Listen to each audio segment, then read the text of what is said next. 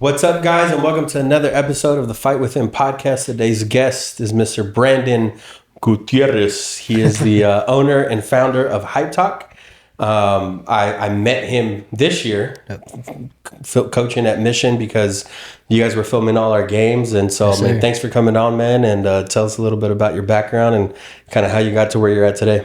Of course. Well, I'm Brandon Gutierrez. I grew up in the city of Santa Fe Springs, California. It's about 25 minutes from South County. So, kind of just grew up there. Went to high school, went to St. John Bosco, played football, ran track and field, was able to win a championship, and that's how I kind of connected with Coach Chad. He coached me for my 4 years in high school, and kind of starting this business was just more of trying to get my foot in the door of being a sports agent.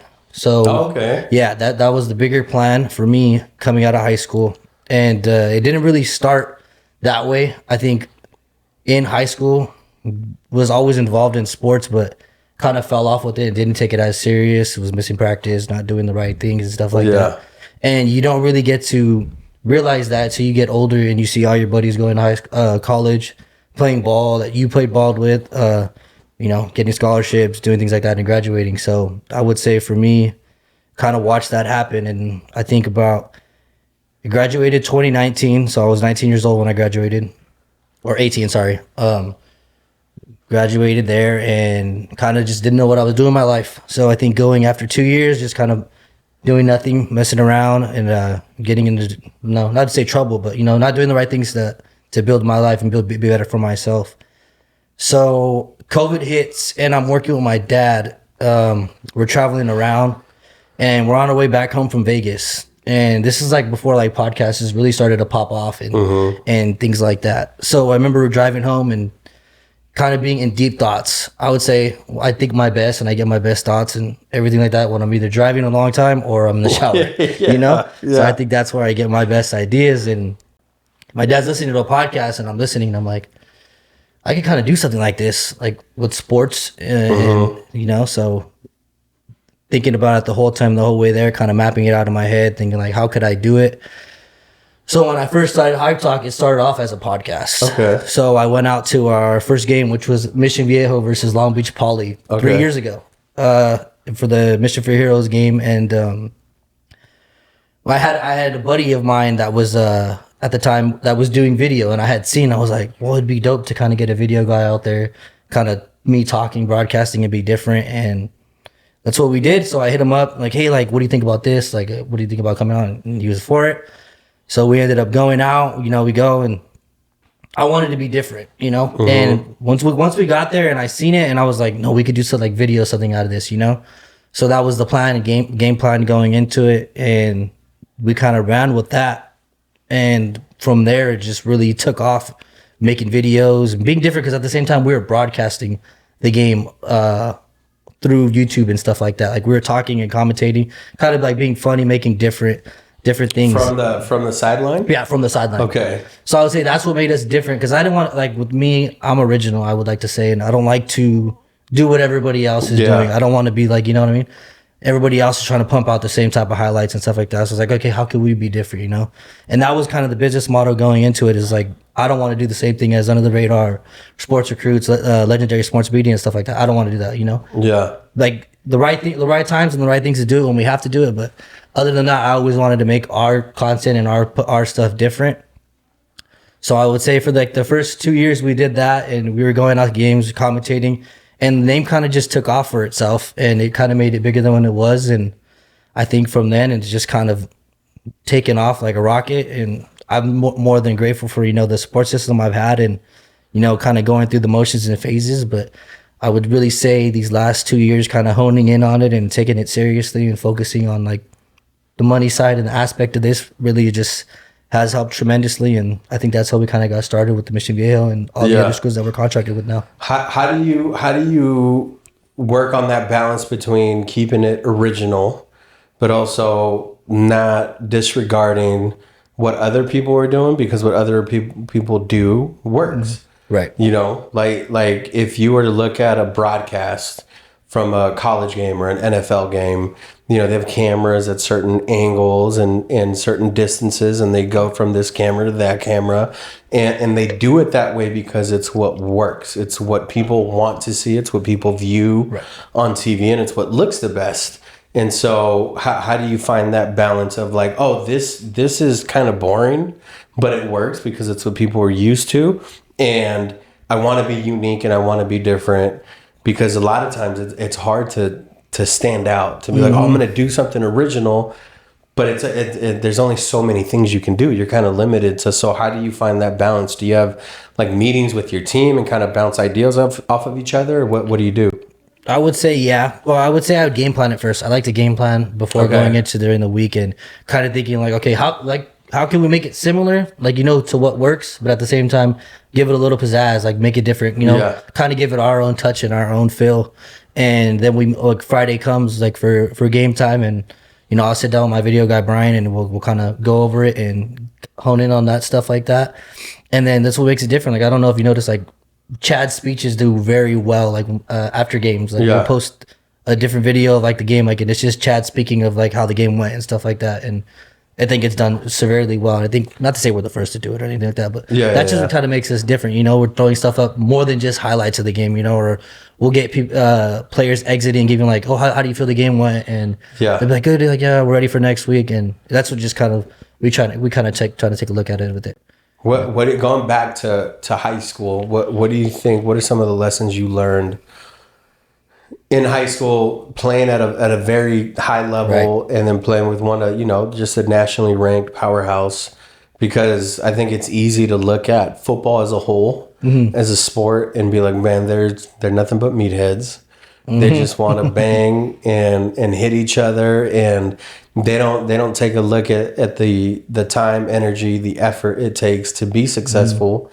And the film room time, the weight room time, practice time on the field, going over plays, making sure you're talking. There's so much more to it than just what's displayed on the field. What are some of the lessons that you took from playing at Bosco? I think responsibility and discipline and kind of time management. Because I think for anybody that plays Division I football or is in a Division I football program, it's year-round. Football doesn't stop. You're at the school from 7 a.m. to sometimes 7 p.m. at nighttime, And it kind of teaches you, all right, got to go to practice. Then I got to go home, do homework, spend a little time with family, get ready for bed, repeat again the next day. And that's just kind of the beauty of it, where it kind of teaches you how to manage your time and teaches you discipline at the same time to kind of try to focus on what's important and the right things. Like, I think mostly what I've learned is I really wish I would have listened to the people that were giving me advice at the time. It was like, taking football more serious and do the things that was supposed to be done. Because looking back at it now, I wish I could go and redo it all in high school. And especially being around football even more than ever now is just like, damn, like you don't get that time back. It goes by so fast. And I think it's hard. It's unique for kids at that age to kind of grasp that, to know like you don't get to redo it. At some point you're either going to win the state championship or you're going to lose in the playoffs, and your season's over and you're done. Because I think about that too, not so much now, but like when I was fresher out of school, I was like, man, if I would have just known the things I know now, whether it be technique or the plays or anything like that, I'm like, oh, I would have done so much better. And you don't take the time to really focus on that while you're in school, while you're in the moment. What are some of the things that you guys did, or that the coaches did as discipline, if you were late to practice or if you didn't fulfill your responsibility?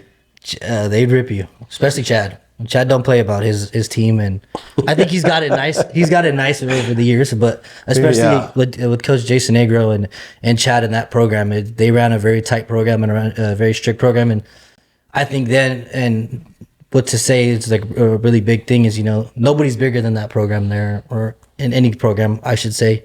And that's what they really honed in on and kind of took it as. And if you were late to practice or you're not doing things, you ain't gonna play. Or let alone suit up, And I think that was the life lessons I kind of took from that. It's like, you think kids think, they're bigger than a program and things like that. Oh, 100%. And seeing it now, I'm like, dude, like I was such a jackass, bro. Like, you Sure. know, I really wish I would have, you know, honed in and took it serious. But I do think I still learned a lot of stuff from it and took a lot of stuff from it now. Like, and it's taught me a lot in business. You know, football is a life game. Yeah. And playing it for so long, you learn a lot of lessons. You learn the ups and downs, and you kind of learn to find yourself in it. When you can apply it to life, those, Right. you know, there's so much with time management, like you were talking about, responsibility. It's just that doesn't go away for the rest of your life. Right. You have to deal with those things. You know, if you tell someone, hey, I'm going to be there Friday night at 7 to film your game, and you don't show up until the second half, you're probably not going to get signed again. Yep. You know, they're not going to use you again. And so then you get out of high school. You what were you doing with your dad those 2 years that you were working? So my dad owns his own like concierge business. So he drives high clientele clients. So Okay. artists, singers, rappers, actors, and you know, etc.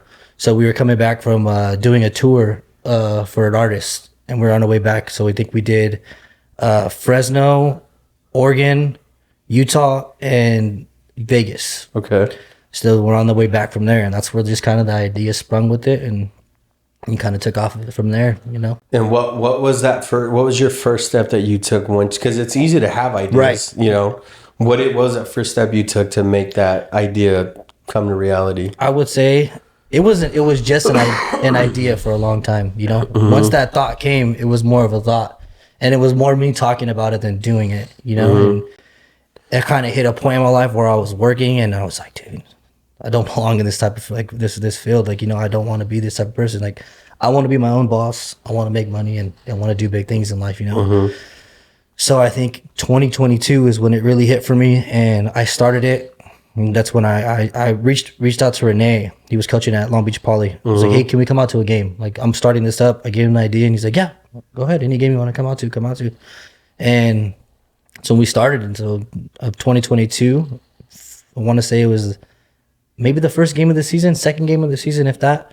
So it was in early August, and you know. What'd you do though? Did you like buy equipment first? Did you just go check out the game? I had hit my buddy up that I went to high school with that had just got into the camera work and the camera business. So I was like, you know, it'd be dope to have him on and come in and bring him in. So we did that, and then we kind of spread ideas off of each other, and it was like, okay, you could talk at the same time, or it's just kind of like, it was more like we were recording and it flowed, like. And it worked, and it worked, and some people loved it, some people like, you know, all clicks are good, but you know, and I think that's where it kind of took off for us, and making a name for ourselves, and trying to be somebody big in this world, you know, and especially in the football world. And then how easy or hard is it, because there's so many competitive teams in Southern California? Do you kind of nitpick where you want to go and the games you want to cover, or how does that whole process work for people that don't know?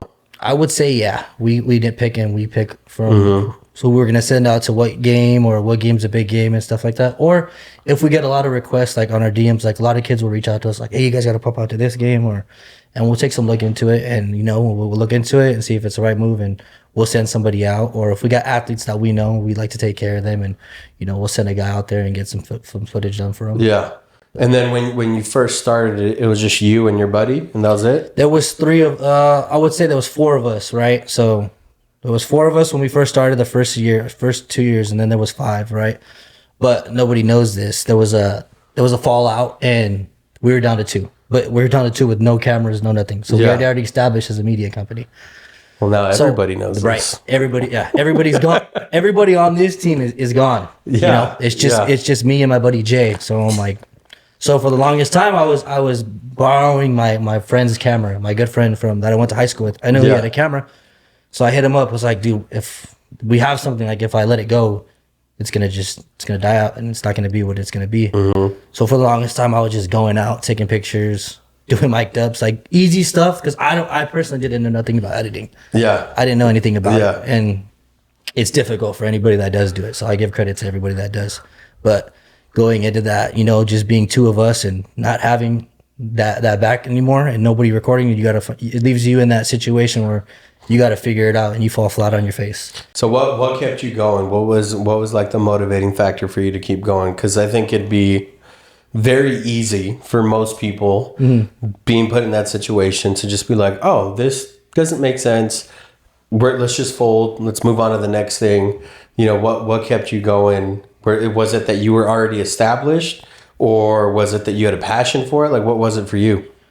I would say I don't like being on the losing side. Yeah. I don't like feeling like I'm not doing something purposeful or doing something with my life. And I think maybe I didn't take it as serious when it did happen, but I was sure as hell not gonna let it define me and let it go. So I think just having a strong head on my shoulders and having the right mindset with it, and that's where honestly, when all that happened, I think it happened for the better. And I'm a big believer in God takes people out of your life, and God makes things happen for a reason. Yeah. And you just got to trust that reason for whatever reason it is. And that's when I sat down with Renee, and we kind of discussed like, where's the business in this? Like, how do we do it and make money out of this? Because after a while I think starting off, you got to do everything almost not free, but damn near free. Yeah. You're trying to make a name for yourself, and nobody wants to pay. Mm-hmm. And that's what we did. Everything we did for the first 2 years was basically free. We were going out just trying to build a name for ourselves. And that's all I was doing. I was reaching out to 7-on teams and doing stuff like that. So when I met with Renee, he was like, let me figure it out.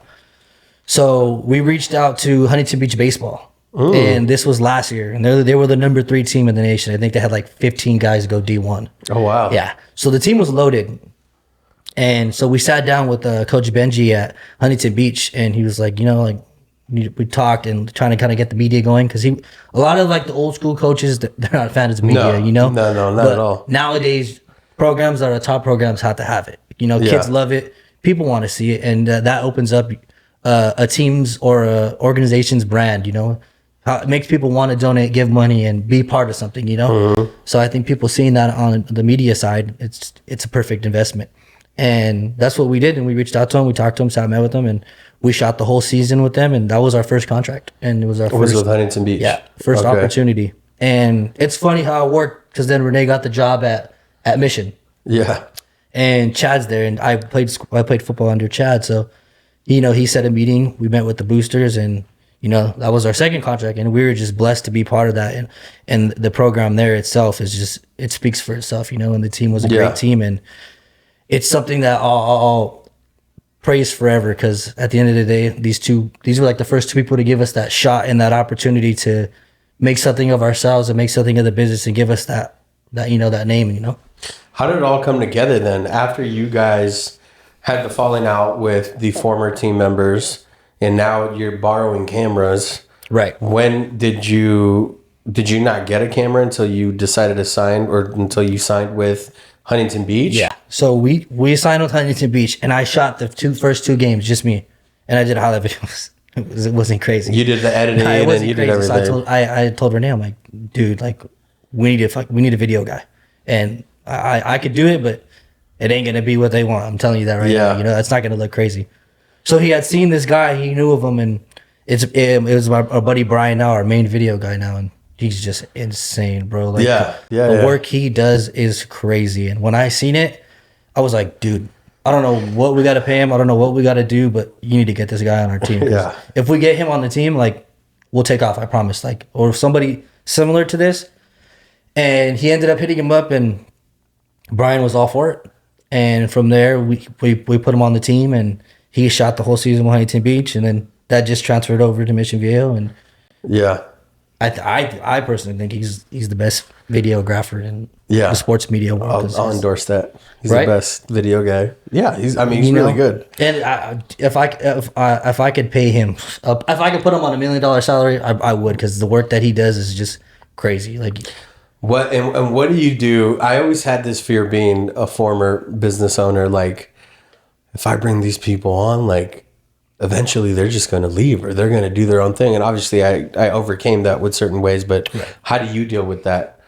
I make my company and my media a family-based style. Mm-hmm. Anything my camera people need, I'm going to make it happen. I'm going to take care of them. You know, somebody needs a lens, somebody needs a camera, somebody needs help.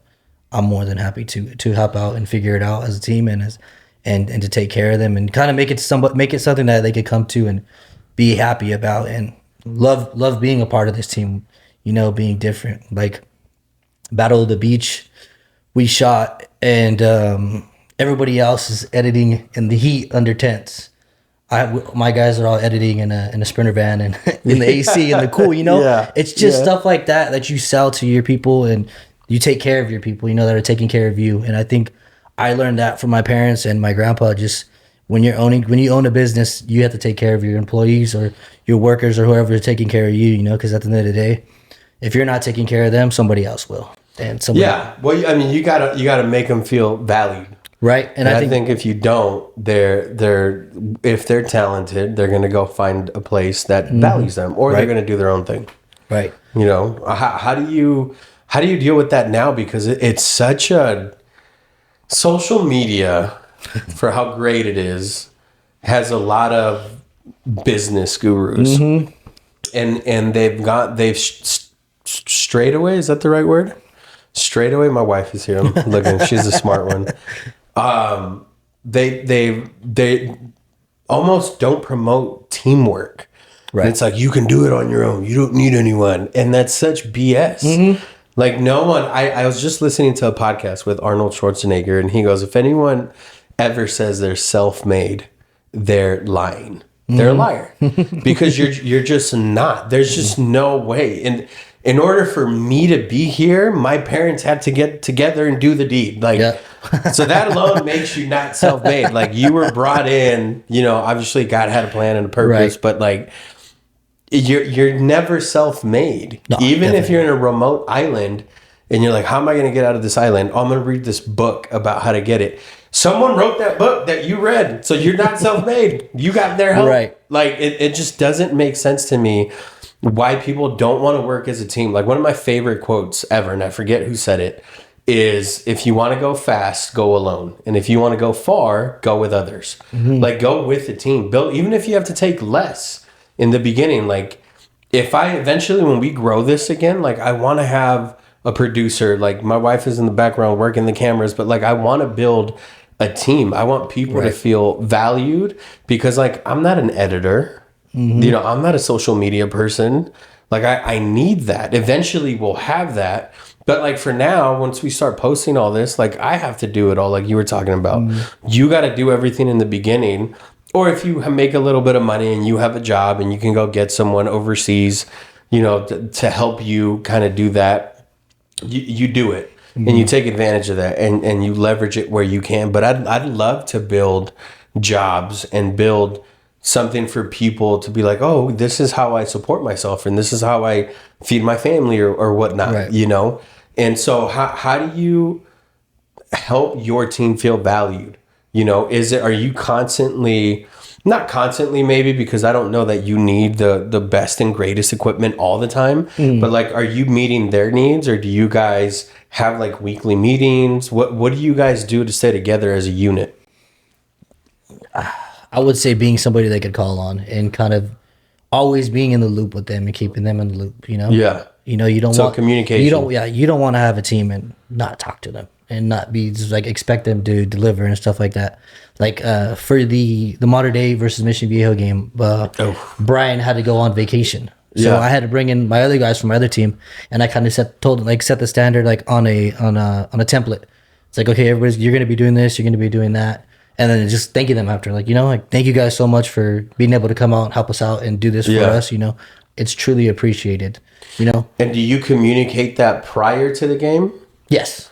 Prior to the game and during the game. Like, right when they get there, like, thank you for coming out, bro. I appreciate you. Yeah. And let's get going. Or like, I'll bring snacks or food, whether depending on where we're at, we'll take care of them. Well, I mean, that goes a long way. Those little gestures just really do mean something. It's like, I always talk about when someone like pats you on the butt and says, good job. And I don't care how manly you are, how tough you are. Good. When someone's like, man, that was dope, or good job, you kind of like well up inside. You're like, oh man, that's nice. I think for me, great feedback like that really pushes me to want to even keep going harder and doing better. Yeah, and doing 100%. More. And I think having that humble mindset and being a good person to the people that you work for, that we do work for. I'm extremely grateful for anybody that's given us an opportunity to record them or put us on the map, that helped put us on the map. And with Mission Viejo and Huntington Beach, I'll forever be grateful for the opportunity that they provided with me. And anything they need, whether it's going to come out of my pocket to help them, I don't care. Like, at the end of the day, a business person, you know, some money, you're going to lose some money, you know, you're going to have to come out of pocket sometimes. And I think for me, I'd rather come out of pocket and make my people that I'm doing work for happy, because they're going to come back and they're going to refer me, and they're going to talk well of my company and talk well of myself. And I think that's just the best mindset to have with this type of company, is just take care of the people you're doing work for. Have you had someone like mentor you or kind of help guide you in being that you are newer to the industry and don't have a background in it? I would say, you know, like I learned a lot from my grandpa and my dad. Mm-hmm. Just as far as business. Yeah. Okay. They've both owned their own businesses and own their own businesses. So kind of growing up, seeing them, and just any advice that I have, I kind of go to them, ask them, like, you know, like, what do you think about this? Or how do I do this? Even with Renee too, you know, since he's so involved with the football world, I'll ask him, like, what do you think about this idea? Like, or how do we do this? How do we get in contact with this person? Yeah. And just kind of like them shaping the way and like helping out. I wouldn't say lead the way, but, you know, helping me lead that way and lead that path to the right destination. Well, I think you gotta have a team. You gotta have a support system. You gotta have people that you can bounce ideas off of, because if you don't, like, you could only do so much. You know, like in football, not everyone's a quarterback. You know, you have receivers, your O-line, your running backs, your tight ends. Like there's different positions for a reason. But when they come together and they're all on the same page, they do great things. And I think it's the same thing in business. I think you need to know your role. You need to delegate responsibility and know that, like, if I'm not talented in this aspect, but like he's really good with the camera and he's really good at editing, like I need to empower them, right? Like I'm not gonna do the editing. I'm not gonna do the sound. I'm like, that's not what I'm good at. I'm gonna stick to what I'm good at, right? And so was it tough for you to find that, or tough for you to kind of fall back and say, hey, I'm not good at this like you are? Because I think a lot of times, especially as dudes, there's a lot of pride that gets in the way. Right. You're like, nah, I'm a badass when it comes to this, but like maybe you're not, you know? And so how was it for you to kind of fall back and be like, no, you're really good at editing. You're really good with the camera. You do it. I would say easy for me. Yeah. Okay. Doing it and, you know, thinking it's easy. I think when I first started editing and doing stuff like that, thinking it was easy to do it, and you know, kind of being like, yeah, I could do it. Or like, and my biggest problem, I think, kind of in going into it, it was like, I could do anything. I could do it by myself. I don't need anybody. Like you said, thinking you're bigger than something you're not. And you start to realize, like, no, you need a team to kind of. How'd you realize that would happen? Trying to edit on my own, dude, you know, just having so much work and overloaded with it, and working a full-time job at the same time. It just was like, dude, I can't do this on my own. Like, there's just no way. I mean, if I really want to take it serious and do it, like, I'm going to have to get a legit team. And I think that's where it kind of gave me that structure and that motivation to just put that together. What are some of your, as this table moves, what are some of your biggest struggles you think you've had to overcome in business, and then has that trickled into like your personal life at all? I would say at first laziness and not the right mind structure. I think when I first started this, I believe it could have taken off a lot sooner than it did. Yeah. But bad lifestyle habits, going out, partying, doing the wrong things, you know, thinking at the time like, oh, I got a business, like, you know, I could do it. But I think having that bad mindset, that bad lifestyle, and sleeping in, and, you know, just not really doing anything and taking it seriously.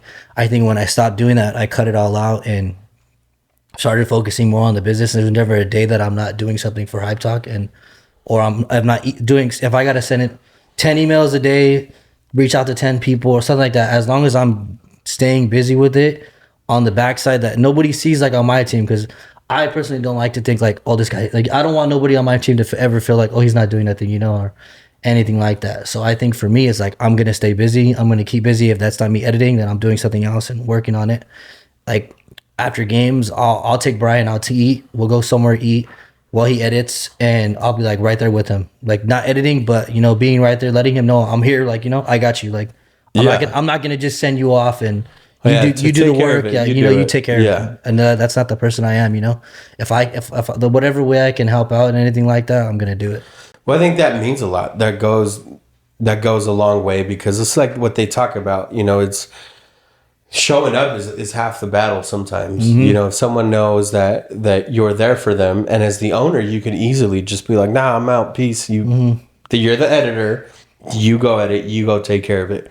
And I think that's very admirable for you to stay there and hang out. And even though you guys are eating and he's editing, it builds a bond, and Right. and you know that you can trust that person when they're doing it. Where do you see, or what are your goals for the company in the next couple of years? I want to be I want to be nationwide. So Yeah. I want to have contracts and work with people all over, not just Southern California.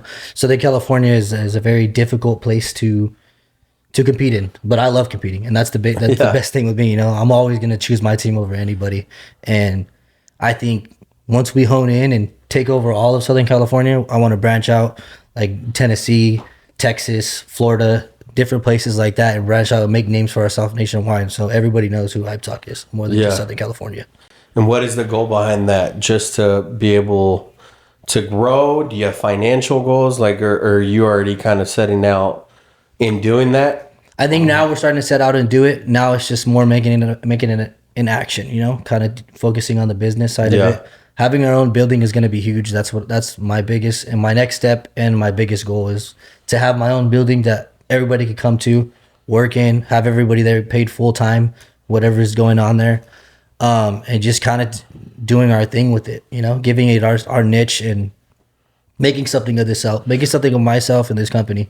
Yeah. Do you want to branch out into other sports or other avenues? Or? Yeah, we just started branching out to other sports. We do basketball now. We're going to start doing softball, and then we do baseball and football so far. Nice. Yeah. Other than athletics, do you want to go into different avenues, different areas of media?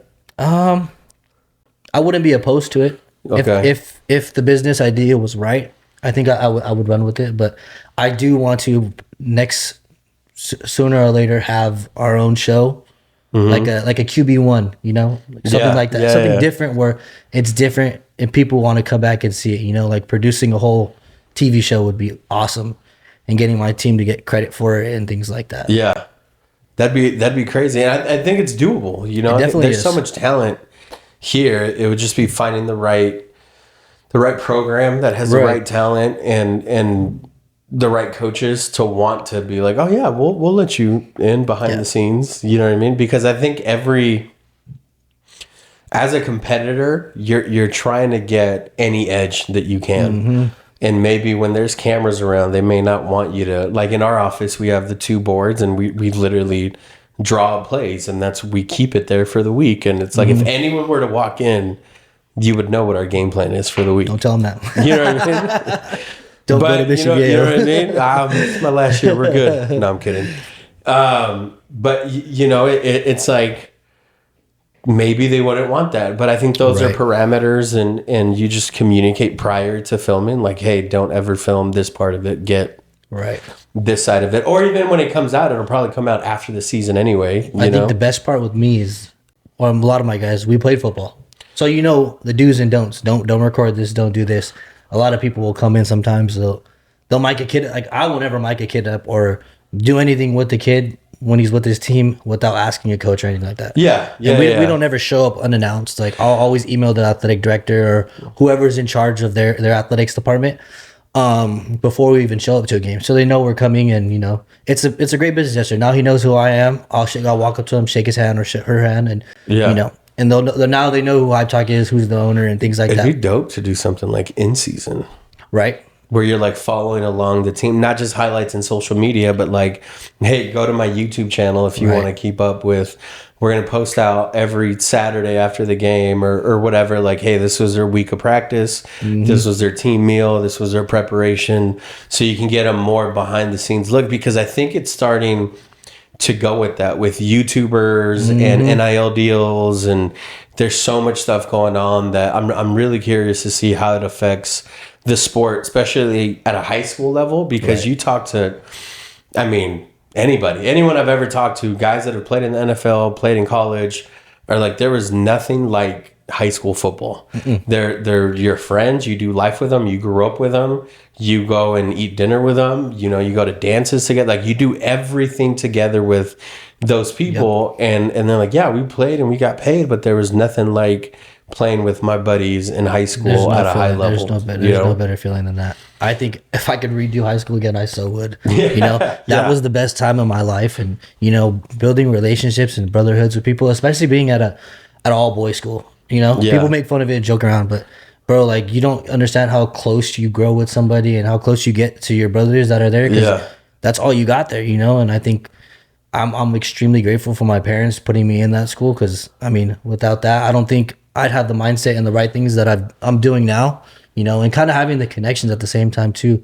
You know, people don't realize, like, you meet a lot of successful people where you go to school, you know. A lot of people do successful things with their life, and to have that connection, have somebody to be able to call and be like, hey, like, what do you think about doing this together, or something like that, you know. And I think that's what's worked out for me also, is just having those connections and having those bonds with people that I went to high school with, you know. A lot of my buddies play in the NFL, and, you know, I think it's always awesome to have that connection, to be able, like, if we wanted to work together or do something for them, and I think it would be dope. Yeah. One of my favorite questions is, you know, how do you stay motivated now versus, because you're always motivated when you start it or when it's an idea. So what keeps you motivated now that you're kind of going and you got momentum? When my competition makes a post, because we follow a lot of kids, you know. So you always see when people post, or other media companies post, I'm like, all right, we got to do something. Let's do something different. Let's do something better. And I think that's what kind of keeps me motivated with that. And just waking up in the morning, trying to wake up early, being constructive. I think when you start your day off and having a good mindset, like, I think that's what's helped me. I try to get up, at least sometimes I try to get up very early and do the right things to make me feel busy and keep. What is that? What do you have? Like, do you have like a regimen that you do when you wake up? Wake up, take a shower, drink a Red Bull. Dang, you can't drink that every day. Right. But no, just have, like, praying, bro. Honestly. Yeah. I pray in the shower when I wake up, and that I feel has helped me. You know, sometimes. In what way? Kind of to start. Not that I'm Christian, so like I get it, but I'm saying, like, in what way for you? I feel like it helps me get through the day, you know? Being able to, like, release those feelings and talk to God, and, you know, kind of putting that in the air and telling him, like, what I want and what I want to be in life and what I want to do in life. And I feel like that kind of gives me that strength to, you know, get up about my day and make something of it. And with me, if I hate getting lazy, bro, sometimes I get lazy, but like, ugh. And it just takes that, like, you know, that to snap and to be like, no, I gotta get going. Like, when you're not working, somebody else is. And I don't like to wait on opportunities. So if I gotta send an email to somebody, if I gotta text somebody, you know, or get some work done, that's what I gotta do. Yeah. Well, I think it's dope looking back at it, because it's like, you know, there's a verse in the Bible that talks about how God puts those desires in your heart, right? And now thinking back, looking at, like, where you were for 2 years, where it was just an idea, right? And it's like, now there's a purpose to what you're doing and how you're doing it, and the way that you do it as well. It's like that was there the whole time, you know. And I think sometimes we go, like, the Bible talks about going through, like, this pruning process. It's like you go through it to grow, you know. Right. You either, I had one of my coaches when I was competing in MMA told me, like, you never lose. You either win or you learn. You know, it's because there's obviously you learn more from the losses because it hurts more, and you want to do everything in your power to fix that and not have that feeling again. But there's that whole process you're learning, and those lessons, you take them directly into your real life. You know, not that that's not real, but I think a lot of times as business owners, as athletes, you start identifying who you are with what you do, and that is not a healthy balance. You know, you are a business owner.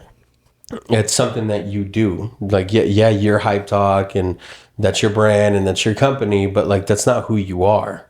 You know, who you are is who God says you are, and that is the person that you are, and you're a brother, and eventually you'll be a father and a husband and a friend, and there's so much more to people. And I think when you get caught up in and identifying like, no, I'm a business owner. No, I am HypeTalk. Right. That it'll start, not speaking this, but I'm saying it can start to fall apart because you lose the identity of the brand.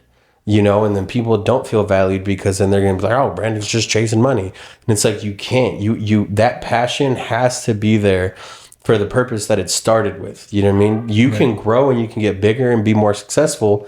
But if you keep that family feel and keep having your partners or employees or whatever you call them feel valued, that's never going to go away. And the quality is only going to get better, And so that's awesome, man. I don't know what else to say other than thank you for coming on, man. Where can people find you? Website, social media, YouTube, all of it. HypeTalk CA on Instagram. HypeTalk CA on all platforms, I should say. Okay. Right. You can follow us, give us a follow, hit us up if you need any work done or you're school looking for it. I was going to say, if someone's trying to get a hold of you for it, is DM the best way to get a hold of you for it? Our business page will have our email and our phone number, and then you could DM too. We answered all DMs. Okay. All right. Sweet. Yes, guys, sir. Go support them. Thank you so much for coming on, man. Appreciate your time. You having me, Saturday. Bro. Thank you. Of course, man. And just remember, guys, that everything was impossible until someone did it. Yes, sir. Appreciate you, bro.